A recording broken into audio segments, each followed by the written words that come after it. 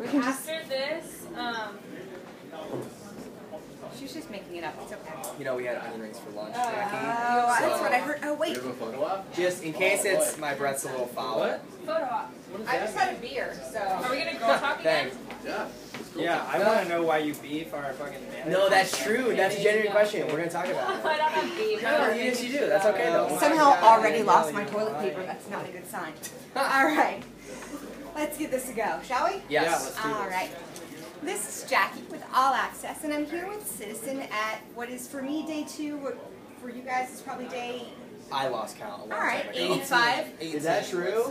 18. That sounds pretty No, close. I'm making that up. Okay, I mean I was guessing. Jake, I convinced you.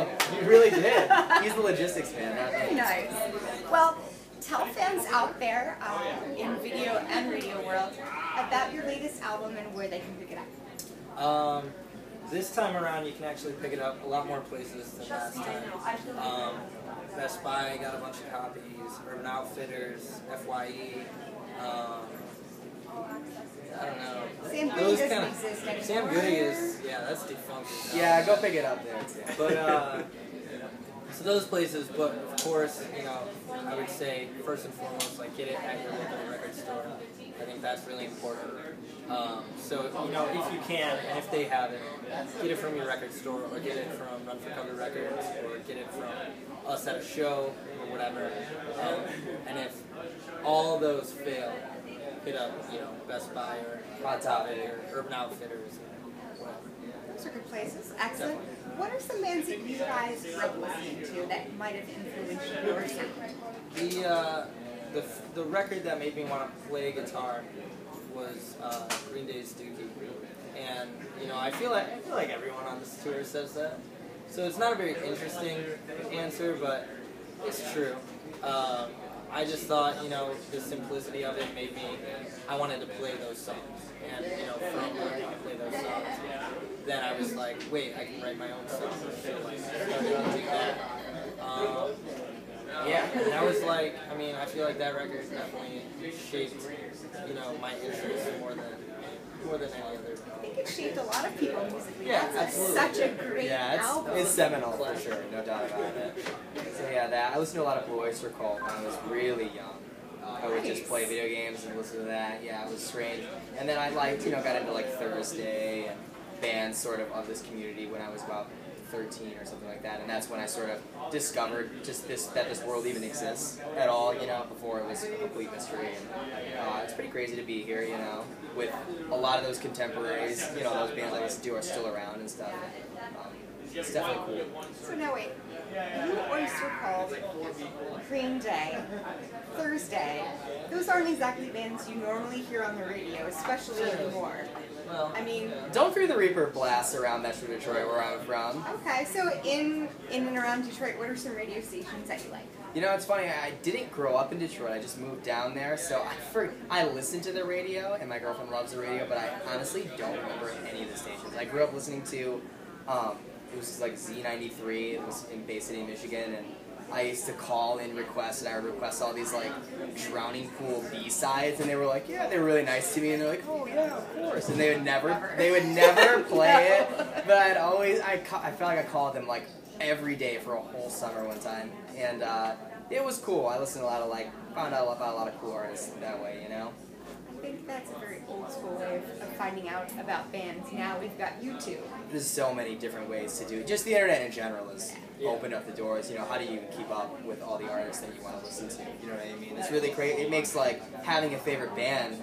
I mean, even for myself, it rotates so fast just because everything is so accessible that you just want to absorb everything and absorb as much of it as you can and stuff. And in a way, it's kind of makes it a little oversaturated, and you can't, you know, maybe focus on every Green Day record like Nick did when he was younger, or, you know, Blue Oyster Cult stuff. But it's incredible that you can listen to everything you can. Talking about the scene being oversaturated, because the music scene itself has evolved so much over the past 10, even 5 or 3 years, what does success feel like or look like for you guys in 2015? Well, to us, success is probably pretty different from what I feel like maybe a lot of bands here would say it is.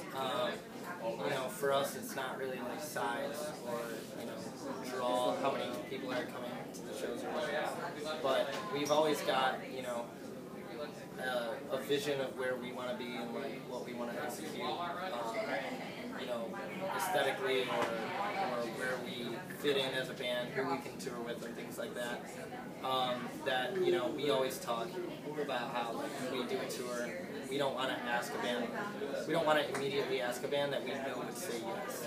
So, That's interesting. you I know, like that though. it's right. It's always about like breaking down another wall, and you know, so like we'll ask a band that maybe people will be like, oh, they're not gonna do it, and then they do it, and there's another door broken down.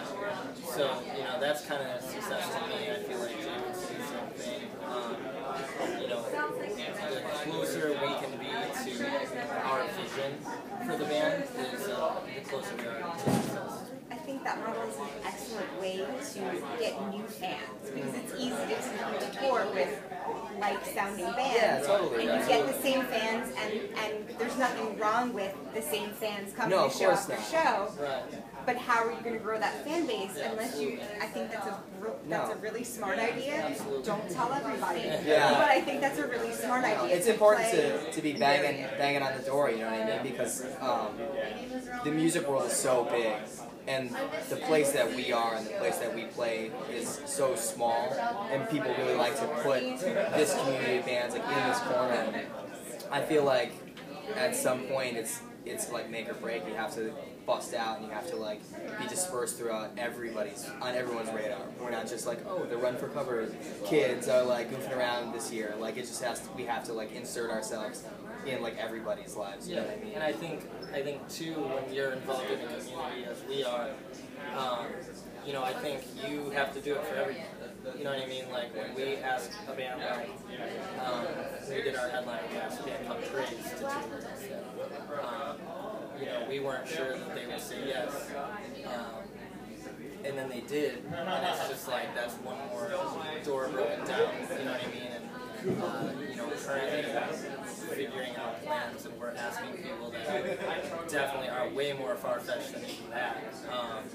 And you know, we've been getting some pretty surprising responses. I think that's really cool, and I think that you doing that helps out everybody, all of your peers, you know, the entire community. I think it just pushes it, you know, a little further. Yeah. I think that's cool. And you don't know until you ask. Absolutely, no, totally. And I'd like to add, as far as success in like the conventional perception of it, is of course monetary, and it's not something that's as important to us as you know, our legacy. Like Citizen's not going to be around forever, and we're like very realistic about that, and we're aware of that. And we just want to leave behind something that's going to only grow. It's not going to get forgotten, or it's not going to get listened to and be like, oh man, that was, can you believe we were into this in 2015? Or I don't want to make a record that sounds dated, or something that's a guilty pleasure, or you know, you'll go to the reunion tour. Like I want to make something that's going to last and people are going to listen to and maybe draw influence from years from now. That's a success to me. Excellent. So now you guys are here at Warped, which is, I would say, safe to say, another benchmark of success. How do you make sure that you leave a lasting impression with fans who, there's tons of fans, there's tons of bands. You want to make sure that as someone's walking by to grab a soda or water because it's so bloody hot pretty much everywhere, that they stop. I would say that, you know, standing out and just doing your own thing. I think the cool thing about Warped Tour that maybe like, you know, we'll receive some flack for doing a tour like Warped Tour because it's not, for a band like us, maybe the coolest thing to do. But I think you know, what is cool about Warped Tour is completely what you make it. You're not, you know, it's not like because we're here and there's this band or this band, it's not like we're on just a blank tour. You know what I mean? It's you know, it's just totally how you make it. It's all about perception. It's all about the way you carry yourself, right? And you know, I think that that's really cool, and I think that we do that. We stand out quite a bit on the tour, I would say, and I think that that's really cool. And that's not to say, you know, Warped Tour has a lot to offer. You know, it's very diverse, but I think how bare bones and how raw Citizen is, I think, is kind of what causes us to maybe stand out if you're just walking past the stage or whatever. You hear that, you hear maybe a really crunchy guitar or whatever, and you know, I think that's really cool, and I think that people will remember that, and they'll say, you know, when we're not doing Warped Tour, they'll be like, oh, remember when Citizen did Warped Tour, like, that was weird, or whatever. And I think that's cool. There's nothing wrong with that. Yeah, we're just here to be ourselves, you know what I mean? And there's certain ways that other bands, you know, how they carry themselves, and that's all, and, you know, bands far more successful than us, how they carry themselves, and I think we just like to, you know, set ourselves apart, be ourselves. I mean, we're not talking to fans, we're just talking to kids who like the same stuff that we like, and I think people respond to that sort of honesty, you know what I mean? If, you know, we're not like pulling out stock things to say every single day to get kids to jump up and down and like run around in a circle to us and stuff, you know, we're just playing the songs, and that's what's supposed to speak for itself, you know what I mean? Well, great. Well, stay tuned for a lot more from Citizen. This is Jackie, thanks to All Access, and In the Key of Change. Thanks, Jackie. No problem. If you guys